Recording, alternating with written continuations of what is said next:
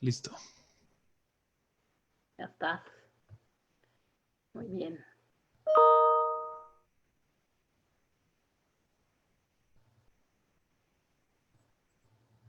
Pues,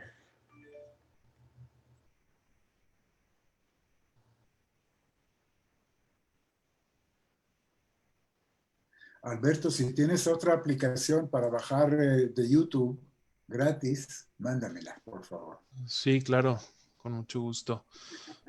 Saludos a Rebe Mareina, que está por ahí con Jackie, que dice que no se lo pierde. Esta noche, extraño que estemos hoy en la noche con Rubén Sagui. Hablaremos sobre la normalización en las relaciones de Israel con los Emiratos Árabes. Rubén, bienvenido. Bueno. es la primera parte, porque en la próxima semana tendremos la segunda, ¿no, Reuben? Exactamente, sí.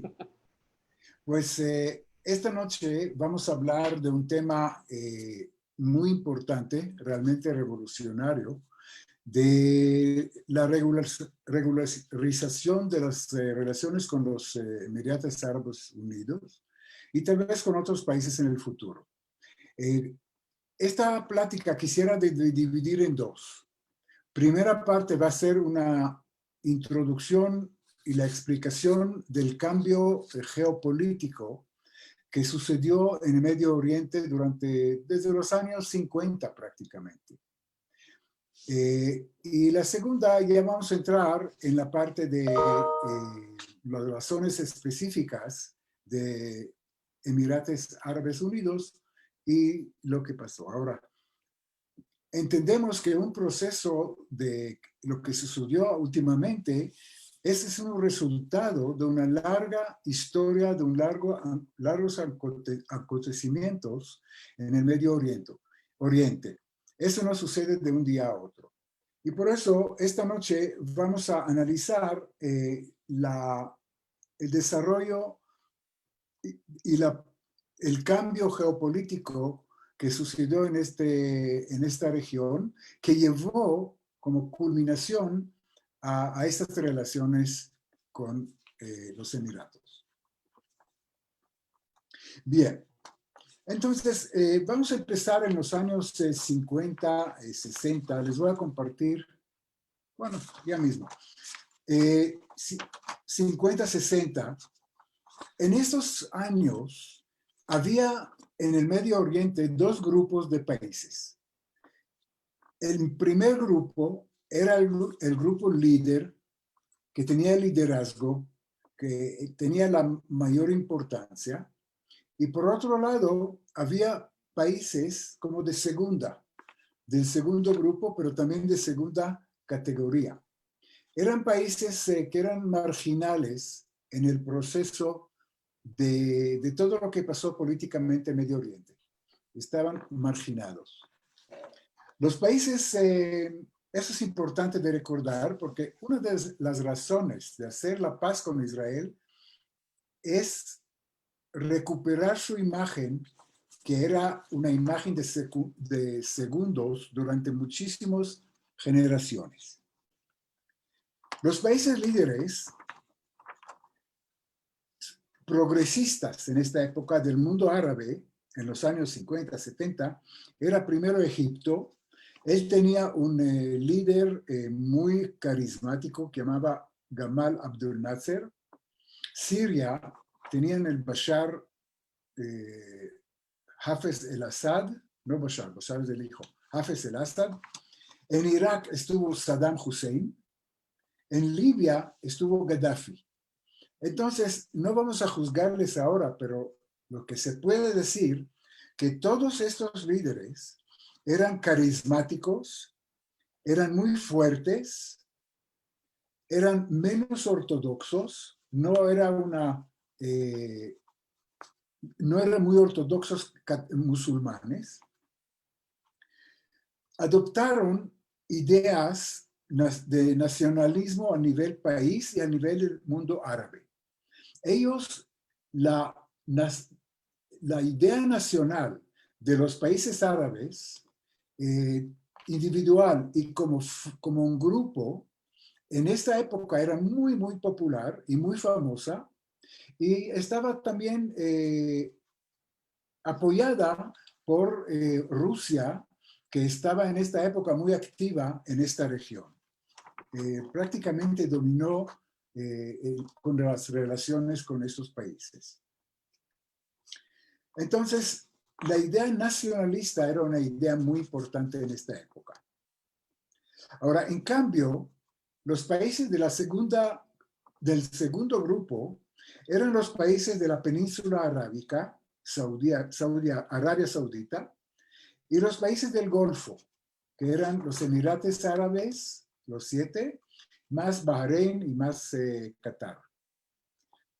Entonces, Kuwait también. Entonces, esos países eran mucho más religiosos, mucho más ortodoxos, mucho más conservadores. Ahí la cultura tribal era mucho más destacada. Hablamos ya de la cultura tribal.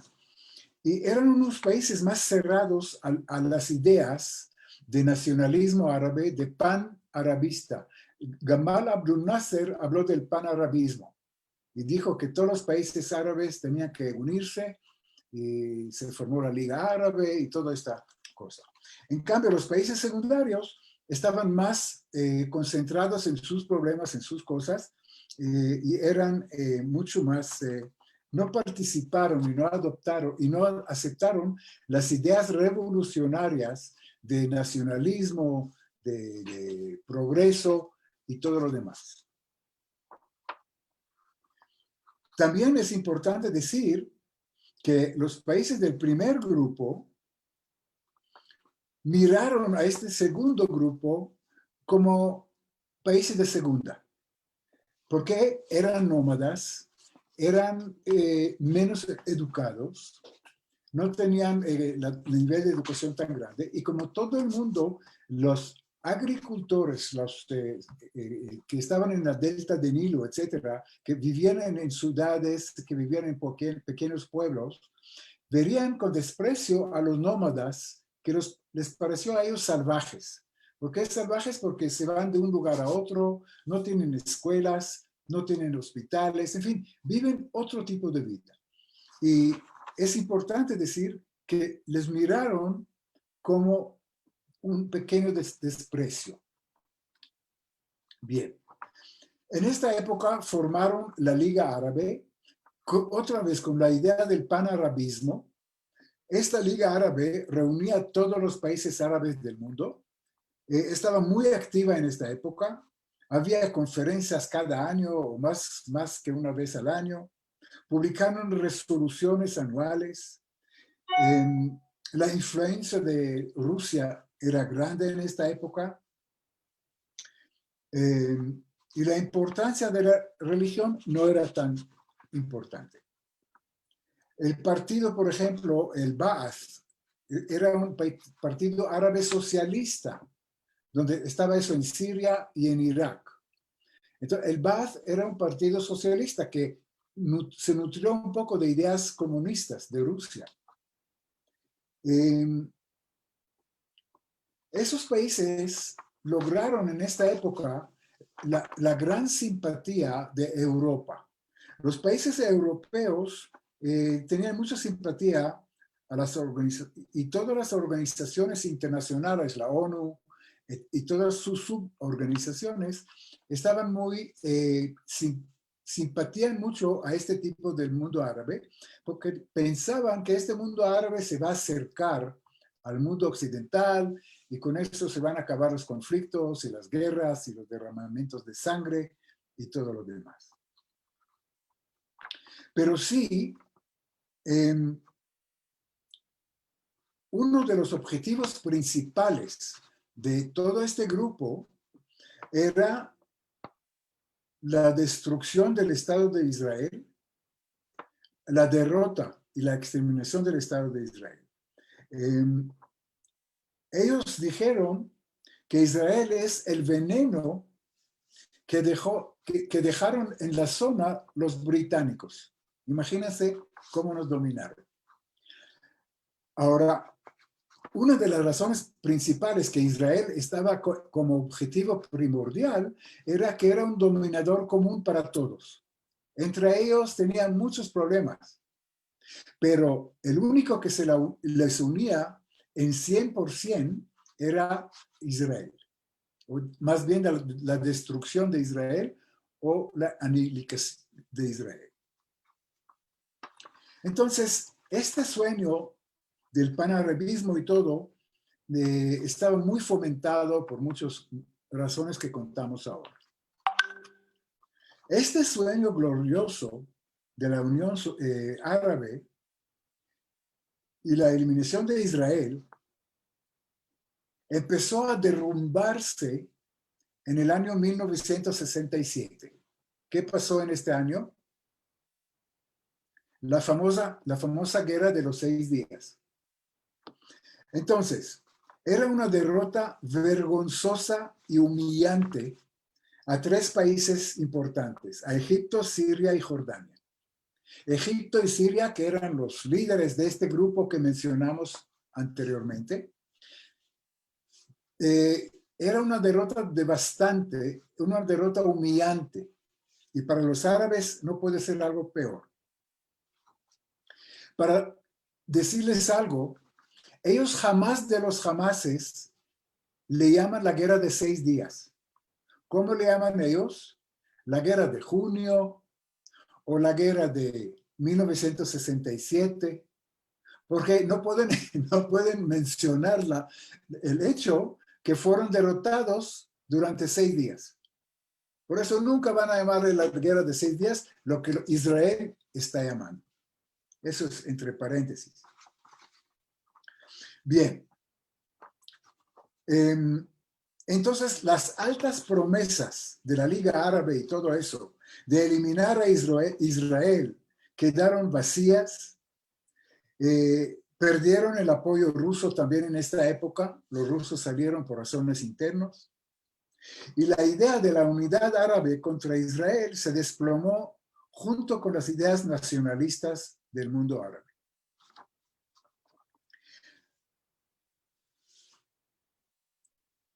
Ellos no cesaron, querían seguir con los intentos de todo lo que hablamos y lo hicieron en 1973. ¿Qué pasó en este año? Egipto con Siria no se dieron por vencidos y atacaron a Israel otra vez en la guerra de Yom Kippur. Esta vez empezaron con una ventaja muy grande. Era Yom Kippur, Israel no estaba preparada, la inteligencia de Israel falló, nadie dijo que va a haber guerra. En fin, conocemos toda la historia, pero les cuento nada más que los primeros 10 días, más o menos, Israel estaba en una situación muy, muy mal. Los egipcios cruzaron el canal de Suez, entraron a la península a unos 400, 300 kilómetros. Los sirios atacaron por el Golán y entraron también. Era un milagro que podían pararlos a ellos. En fin, los primeros días era un triunfo de estos 2 países. Digo un triunfo. Pero la victoria de Israel era más grande aún, considerando que los primeros 10 días estaba derrotada, pero tenía la capacidad de, a pesar de esta época tan difícil de los primeros días, podía recuperar, y no solamente recuperar. Los israelíes llegaron hasta el kilómetro 101 de Cairo, casi a Cairo, y nada más de 40 kilómetros desde Damasco. Quiere decir, era un triunfo brillante de parte de vista de Israel, porque a pesar de empezar mal, tenían la capacidad de recuperarse y vencer. Claro que los gobiernos de Siria, de Egipto, en la publicidad, dentro de los países de ellos, cantaron victorias. Y había realmente, tomaron muchos videos de los primeros días del combate, como cruzan el canal de Suez, como los israelíes se retroceden. En fin, tenían mucho material publicitario para soportar esta mentira. Y esta mentira promulgaron dentro de sus países como una victoria, gran victoria. Ahora, los pueblos sirio, jordano, Egipto, sabían la verdad. Ellos sabían que era una derrota tremenda, porque por otro lado había en otras televisiones de la CNN, etcétera, 10,000 prisioneros egipcios que andaban con las manos hacia arriba. En fin, había información ya contradictoria. Entonces el pueblo no aceptó esta mentira, pero eso fue la línea oficial de estos gobiernos. Entonces, para resumir, el intento de recuperar el orgullo y todo lo que sufrieron tampoco funcionó en el año de 1973. Israel cesó la actividad bélica solamente con la amenaza rusa, que amenazaron de utilizar arsenal nuclear contra Israel. Israel por eso todavía apoyaron a esos países ellos. Entonces Israel dejó los ataques y todo lo demás y paró en el kilómetro 101 y 40 en la parte norte. Bueno, entonces otra vez, el sueño panarabista, nacionalista de estos países se derrumbó prácticamente totalmente. Si después de 67 todavía intentaron de recuperarlo, después de 73, y eso es un hecho muy importante, todo el mundo árabe llegó a una conclusión muy importante. Y la conclusión es que a Israel no se puede vencer con un conflicto bélico. Quiere decir, no es vencible de punto de vista del ejército. Pueden haber otras maneras, pero Israel ya no lo pueden vencer. Eso era antes de 73, sí era un sueño y era un deseo de muchos países árabes. Pero después de la guerra de 63 se dieron cuenta que era un sueño y no se puede vencer. Israel es invencible. Es un punto importante que lo vemos a continuación. Bueno, Egipto estuvo en una crisis muy grande económica, estaba casi a la quiebra. Socialmente también era en una situación muy, muy precaria. Y el presidente de entonces, Anwar el-Sadat, quería obtener desesperadamente préstamos europeos y quería recuperar la vergüenza de la derrota de 1967, recuperar la península de Sinaí y recuperar el orgullo de Egipto. En fin, por todas esas razones, él firmó, como sabemos, un tratado de paz en Camp David en marzo de 1979. Les cuento que con eso recuperó algo del orgullo del pueblo egipto, la península de Sinaí regresó a ser Egipto, etcétera, etcétera.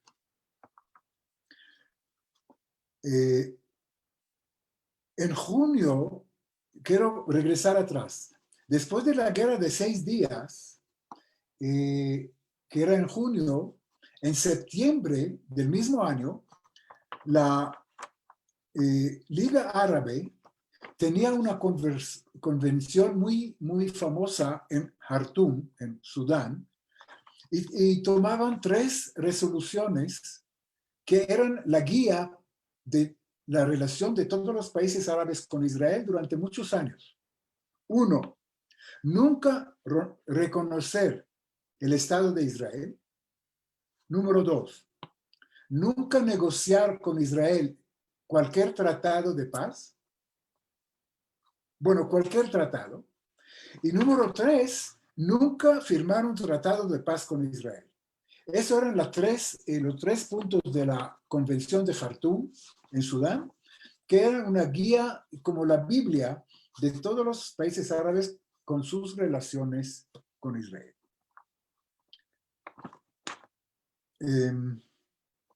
Entonces,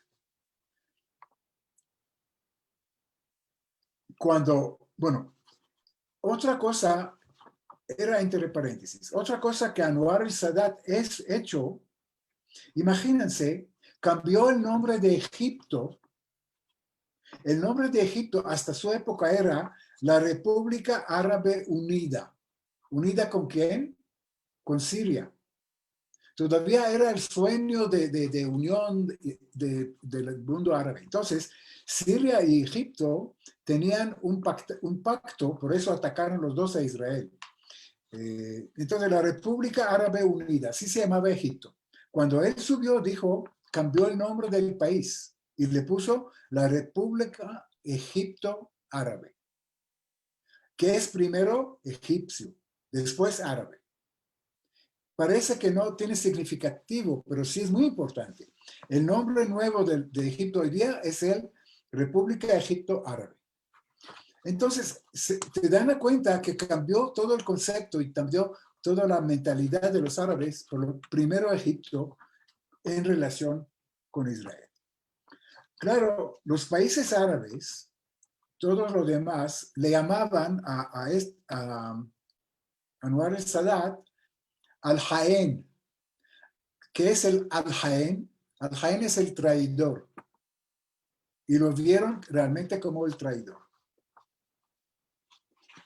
Bien, vamos adelantando en la historia. En 1991, recuerdan que había la conferencia famosa de paz, ¿dónde? En Madrid, España. Entonces, otra vez hubo un intento, más que todo de los europeos, de reactivar las relaciones de paz y tranquilidad en Medio Oriente y las negociaciones con Israel. Entonces hubo una conferencia tremenda, llegaron muchos países árabes, los españoles eran los intermediarios, pero esta tentativa de parte de la comunidad internacional de empezar un proceso de paz, sobre todo entre Israel y la OLP, la Organización de Liberación de Palestina, con Siria, con Líbano, con Jordania, fue poco efectiva. No hubo ningún resultado serio de eso. Así fue también en 1993, cuando se firmaron los acuerdos de Oslo entre Yasser Arafat, la Organización de Liberación Palestina, y Israel. Entonces, todo eso erosionó todavía más la idea del panarabismo en el mundo árabe. Ahora, esta idea del panarabismo recibió el golpe mortal, y aquí voy a compartir la pantalla con ustedes. Permítanme a ver si... Uy. ¿Sí ven la pantalla? No. La veíamos antes, Rubén. Por eso, ahora voy. Aquí, ahí se ve. Bueno, entonces, las ideas de panarabismo y todo lo demás recibieron el golpe mortal cuando con la primavera árabe. Aquí vemos un mapa de todos los países afectados por la primavera árabe. No vamos a entrar en muchos detalles porque es un asunto aparte, pero desde Marruecos, que está aquí, después Algeria, Tunisia, Libia, Egipto, aquí Yemen, Omán, Saudi Arabia, Jordania, Siria, en fin, Siria, Líbano y todo lo demás. Con los problemas tan graves de los países árabes, que todos sufrieron de la primavera, entre comillas, árabe, empezaron a ser concentrados en sus problemas internos mucho más, y el problema palestino-israelí y las ideas panarabistas estaban ya en el margen de la vida política de todo Medio Oriente. Bueno, hasta aquí podemos terminar y decirles nada más que, por ejemplo, Egipto, Siria, eran los países que también sufrieron la primavera árabe. Y con eso era el golpe mortal de todas las ideas anteriores. Entonces, los países del primer mundo, perdón, del primer grupo del Medio Oriente, los que describimos anteriormente, se involucraron en las primaveras árabes y con unos resultados desastrosos de guerras de caos interno, de guerras de derramamiento de sangre, de cambio de gobiernos, bueno, ustedes conocen todo eso. Y ahora vamos a empezar a hablar de los países de segunda que mencionamos anteriormente. Entonces, de las cenizas de los países del primer grupo y de la primavera árabe, surgieron, y eso fue el proceso, los países de segunda que empezaron a surgir. La primera razón, en esos países no llegó la primavera árabe, ni en Omán, ni en Saudía, ni en los Emirates Árabes, ni en Qatar, ni en Bahrein. No llegaron. Hay muchas razones para eso. No sé si alguien me quiere decir una razón importante por qué no llegó la primavera árabe a esos países. Entonces les cuento. Una de las razones importantes es la religión ortodoxa. Quiere decir, eran gente mucho más conservadores. En la cultura tribal, las tribus de estos países aceptaban sus líderes como líderes aceptables y legítimos, porque ellos representaban todo lo que es la cultura tribal. Otra razón es que el rey, así son reyes, entonces hay mucho más respeto a un rey que a un presidente democráticamente elegido. En los países avanzados, sí, fueron elegidos, no todos, pero algunos elegidos democráticamente y todo, y no eran todos recibidos por su pueblo. En cambio, en esta parte del mundo, de los países del Golfo del Pérsico, sí estaban legítimamente aceptados los líderes, a pesar de ser dictatoriales, a pesar de no haber democracia, no había elecciones, y ellos reinaban durante muchos años. Por ejemplo, en Saudía, la familia reina en este país durante muchos años. Entonces, de la ceniza de los países avanzados, empezaron a surgir los países del segundo grupo. Bueno. Vamos ahora a la historia corta de esos países del segundo grupo. Voy a hacer la pantalla más grande. Aquí vemos hoy día el Bin Zayed. Bin Zayed es el jeque que es el jefe de todas las unidades árabes, el presidente de los Emirates Árabes, y está ahora muy famoso porque él firmó o quiere firmar el tratado con Israel. Ese es Bin Zayed. Aquí vemos un mapa de los Emirates Árabes. Aquí están. Aquí vemos un poco más en detalles de estos emirates. En otra conferencia ya mencionamos que la mayoría de esos emirates hasta hoy en día no están conocidos, nadie les conozco. Y hagamos un pequeño ejercicio. Si les pregunto, ¿quién conoce el emirate árabe que se llama Ajman? Nadie. ¿Quién conoce el emirate árabe que se llama Fujairah? O Ras el Khaimah? O el Kaiwan? ¿Sí? Son emirates que nadie conoce. Y la razón es que en esos emirates reina la paz y la tranquilidad y la prosperidad. Económicamente están muy buenos, en un muy buen estado. Ahora, ¿por qué es eso? Porque en estos emirates, en cada emirate, en cada país, reina una sola tribu. No son un aglomerado de tribus, de etnias, de religiones, de sectas y de cualquier combinación imposible que existe entre las dimensiones que mencioné. Ahí son homogéneos, no son heterogéneos.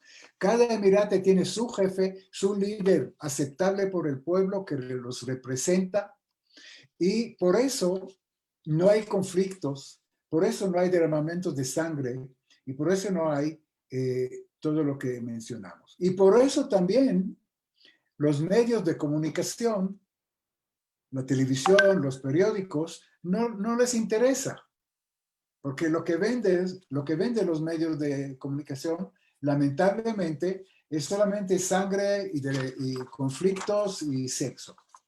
Pero cuando hay países tranquilos, nadie les menciona, porque no son noticias.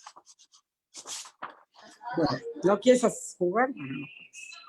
perdón, ¿sí?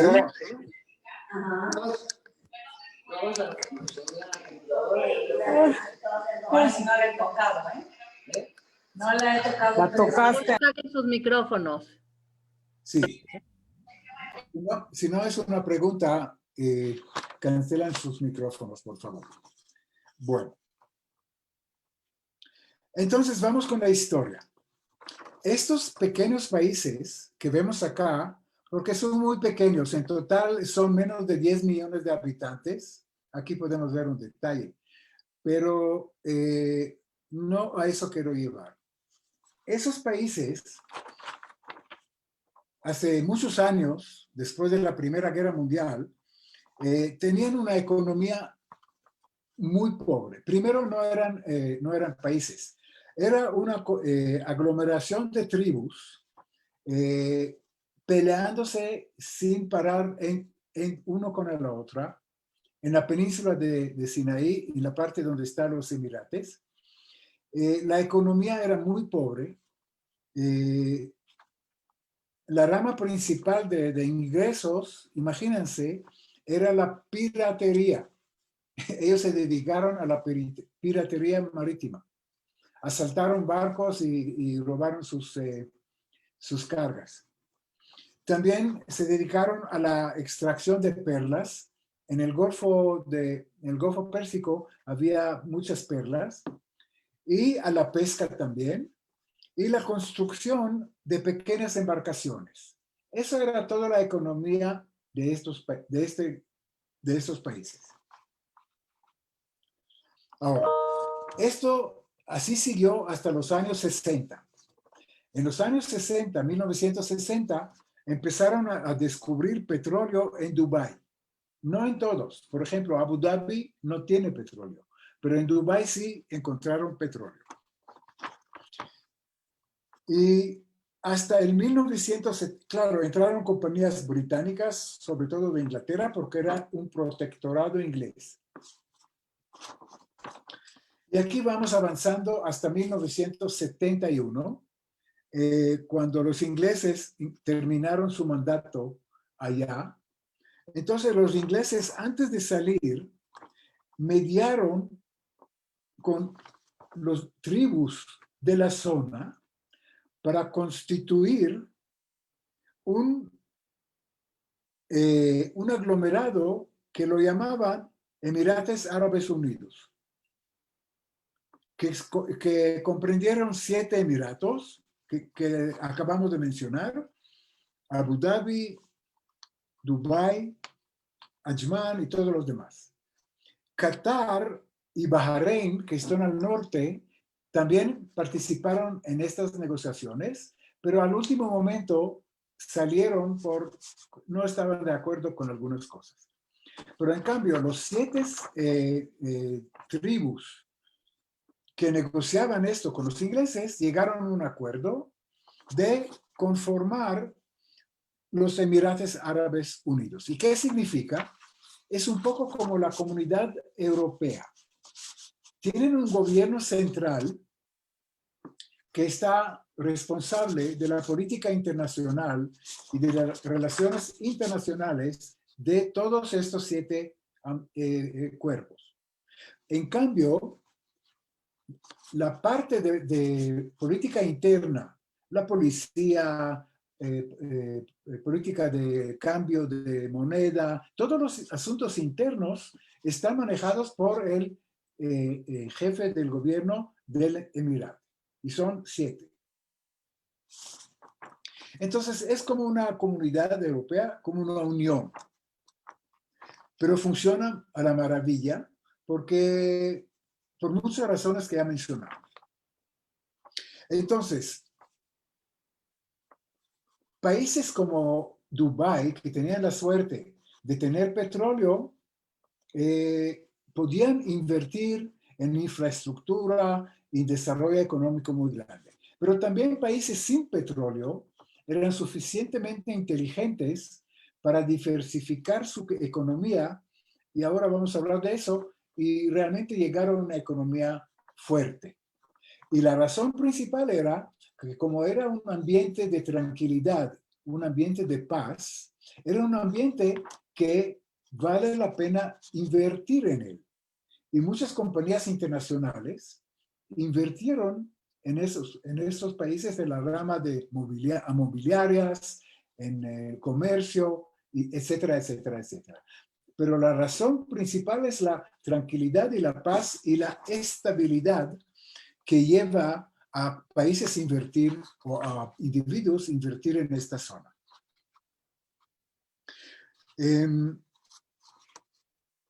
Les cuento, y vamos avanzando también, desde los años 70 son gente muy, muy astuta, con una cabeza muy comercial. Les interesa menos, como hemos mencionado, la religión ortodoxa y fanática. Le interesan menos todas esas apartes de panarabismo y todo. Les interesa el comercio, le interesa la economía. Eso es lo que más les interesa. Y realmente son buenos en eso. Les cuento que de 1976, hace muchos años, se dieron cuenta su ubicación geográfica.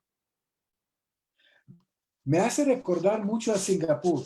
Cuando hablamos de Singapur, y hemos dicho que este país, Singapur, tiene una ubicación privilegiosa y aprovechó su ubicación geográfica para ser una primera economía del mundo.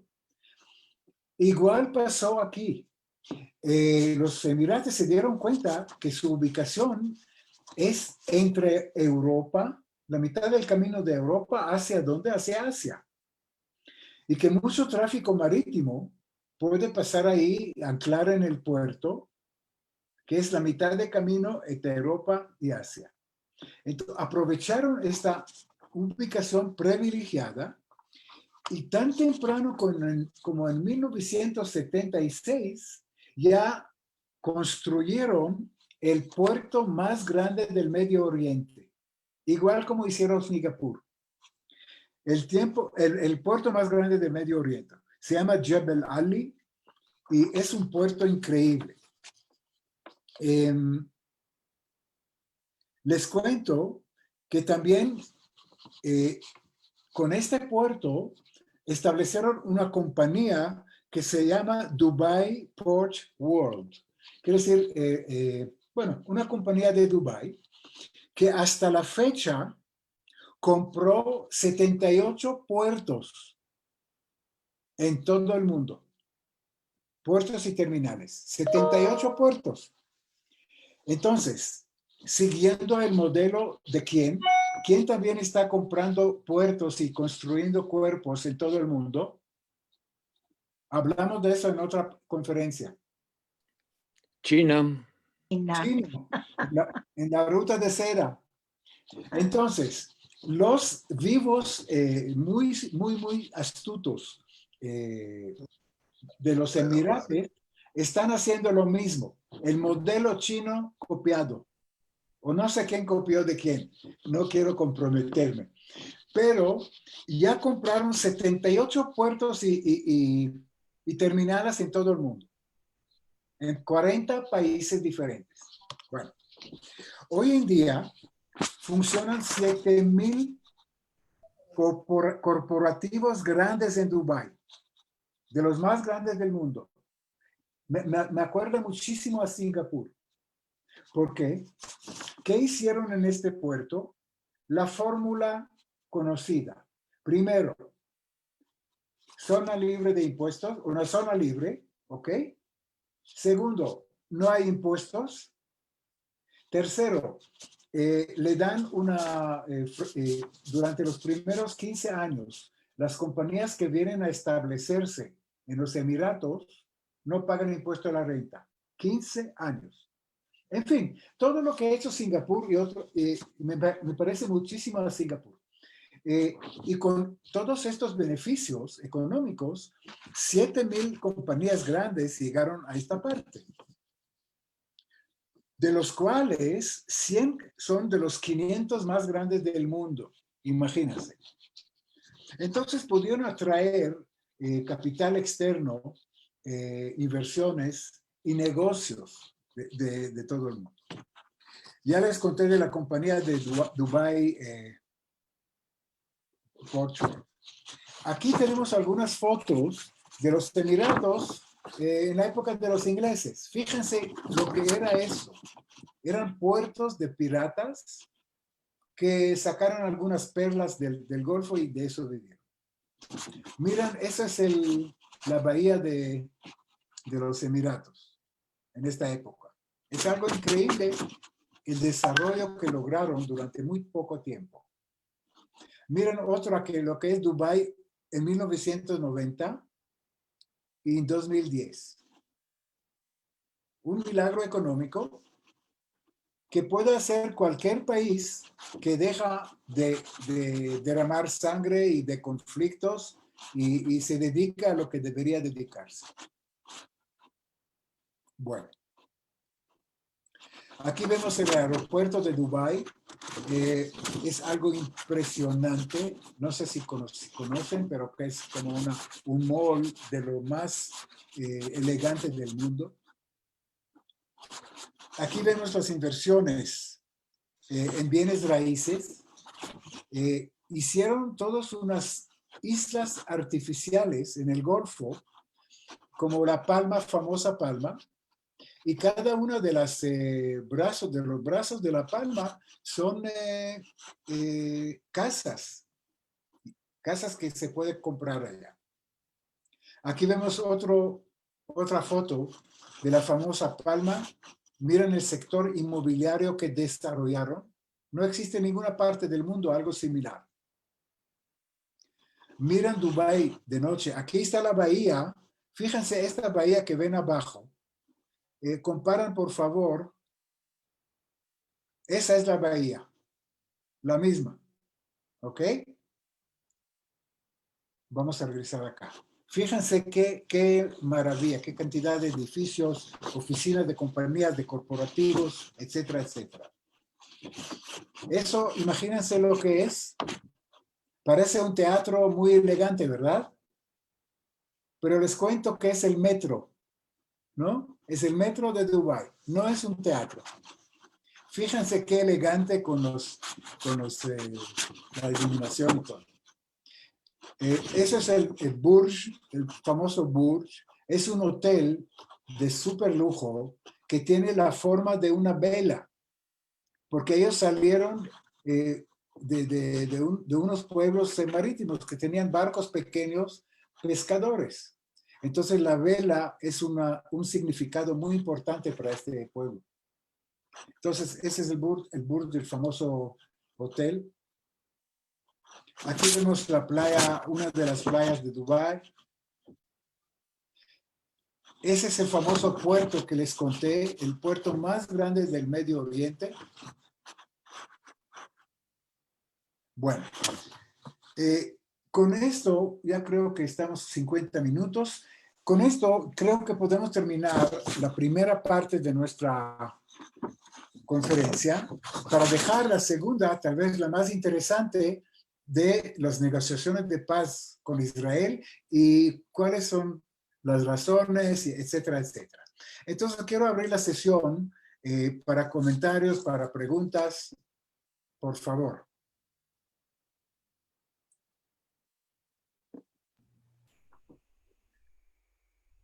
¿Sí hay alguna pregunta? Hay una pregunta en el chat. Mencionaste que hay cerca de 10 millones en los Emiratos. Sí. ¿Es de gente local o incluye a los trabajadores de diferentes países? Excelente pregunta.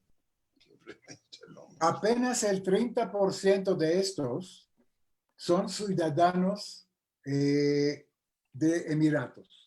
La gran mayoría de la gente que vive en Emiratos Árabes son mano de obra importada. No quiero decir esclavos, pero digo mano de obra importada. Hay muchos oficios que los ciudadanos emirates no tocan. Yo no hablo de jardinería o de mucamas de muchachos de la casa, pero también y muchos otros, digamos, profesiones que ellos no aceptan. La mayoría son gente importada, desde mano de obra barata de Afganistán, no Afganistán tanto, pero Pakistán, de esos países pobres, de India, hay muchos indios, etc. Entonces, es un país, son países donde toda la gente que tiene la residencia nunca jamás van a poder tener la ciudadanía. Y están sujetos realmente a un contrato de trabajo de un solo año, y de un día a otro le pueden mandar la notificación que a partir de mañana se acabó el contrato y adiós, y tiene que salir. Y la parte de los ciudadanos es la parte menor. Ellos están acostumbrados de vivir del gobierno, reciben todo. Los sistemas de salud, educación, son de los más alto nivel, pero ellos tienen todo gratis. Hospitales, educación, hasta universitaria. Entonces viven prácticamente del gobierno y son gente, hay una crítica que no son muy productivos. Pero vamos a ver que con la nueva generación, la gente joven, ya están cambiando. Ya quieren ser empresarios, y hay muchos de estos, ya quieren entrar en negocios, ya quieren dejar esta vida mantenido por el gobierno.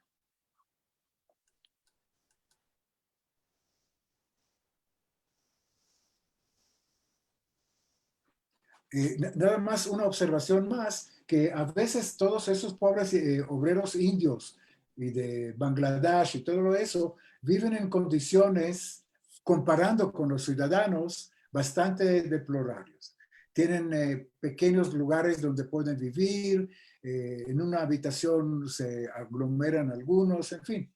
Hay alguna crítica de toda la gente, bueno, de la parte occidental, de los obreros y cómo trata los Emiratos sus obreros. Bueno, ¿alguna otra pregunta?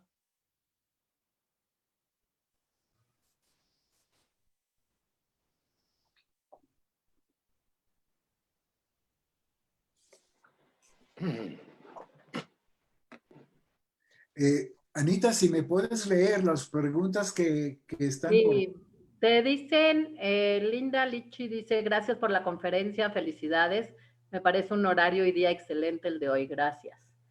Y parece que hay alguien que levantó la mano, que déjame ver si puedo abrir el micrófono. Un segundo. ¿Puedes tú solo? Déjame ver quién es. Es que no, levantaron la mano, pero pueden abrir su micrófono y hablar directo. Entonces, solamente tienen que abrir el micrófono, por favor. Ven, Rubén, aquí habla Servojuat. Yo quería preguntar, religión. ¿Tienen a los que llegan, pueden profesar sus religiones? Y si son de los mismos núcleos que se casan, ¿no tienen problemas de generación por ser matrimonios de los mismos emiratos? Ajá. Bueno, la verdad es que sí. Primero, la cuestión de la religión. Hemos visto que todo este grupo de países eran menos... hay religiones, hoy día son muy abiertos. Hay una comunidad judía de 1.500 judíos que viven allá desde 1917. Sobre todo gente comerciante que quiere hacer negocios.